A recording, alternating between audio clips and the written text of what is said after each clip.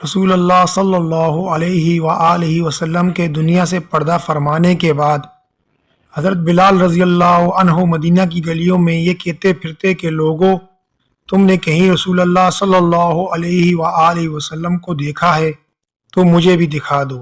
پھر کہنے لگے کہ اب مدینے میں میرا رہنا دشوار ہے، اور شام کے شہر حلب چلے گئے۔ تقریباً 6 ماہ بعد آپ صلی اللہ علیہ وآلہ وسلم کی خواب میں زیارت نصیب ہوئی تو آپ صلی اللہ علیہ وآلہ وسلم فرما رہے تھے، اے بلال، یہ کیا بے وفائی ہے؟ تو نے ہمیں ملنا چھوڑ دیا ہے، کیا ہماری ملاقات کا وقت نہیں آیا؟ نیند سے بیدار ہوتے ہی اونٹنی پر سوار ہو کر لبیک یا سیدی یا رسول اللہ کہتے ہوئے مدینہ منورہ کی طرف روانہ ہو گئے۔ جب مدینہ منورہ میں داخل ہوئے تو سب سے پہلے مسجد نبوی پہنچ کر حضرت بلال رضی اللہ عنہ کی نگاہوں نے عالم وارفتگی میں آپ صلی اللہ علیہ وآلہ وسلم کو ڈھونڈنا شروع کیا، کبھی مسجد میں تلاش کرتے اور کبھی حجروں میں۔ جب کہیں نہ پایا تو آپ صلی اللہ علیہ وآلہ وسلم کی قبر انور پر سر رکھ کر رونا شروع کر دیا اور عرض کیا، یا رسول اللہ، آپ نے فرمایا تھا کہ آ کر مل جاؤ، غلام حلب سے ملاقات کے لیے حاضر ہوا ہے۔ یہ کہا اور بے ہوش ہو کر مزار پر انوار کے پاس گر پڑے۔ کافی دیر بعد ہوش آیا، اتنے میں سارے مدینے میں یہ خبر پھیل گئی کہ مؤذن رسول صلی اللہ علیہ وآلہ وسلم حضرت بلال رضی اللہ عنہ آ گئے ہیں۔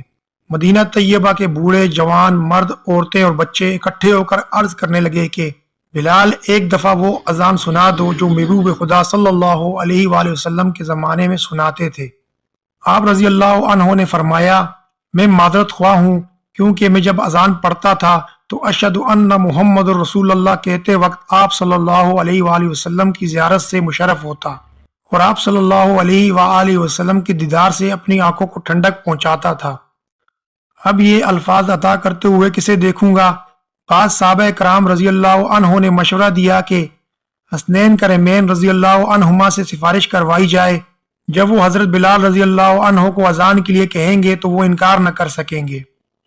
چنانچہ امام حسین رضی اللہ عنہ نے حضرت بلال رضی اللہ عنہ کا ہاتھ پکڑ کر فرمایا، اے بلال، ہم آج آپ سے وہی اذان سننا چاہتے ہیں جو آپ ہمارے نانا جان اللہ کے رسول صلی اللہ علیہ وآلہ وسلم کو اس مسجد میں سنایا کرتے تھے۔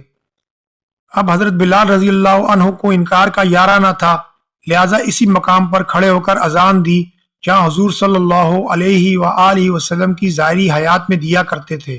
جب آپ رضی اللہ عنہ نے بآواز بلند اللہ اکبر کہا، مدینہ منورہ گونج اٹھا۔ آپ جیسے جیسے آگے بڑھتے گئے جذبات میں اضافہ ہوتا چلا گیا۔ جب اشہد ان لا الہ الا اللہ کے کلمات ادا کیے، گونج میں مزید اضافہ ہو گیا۔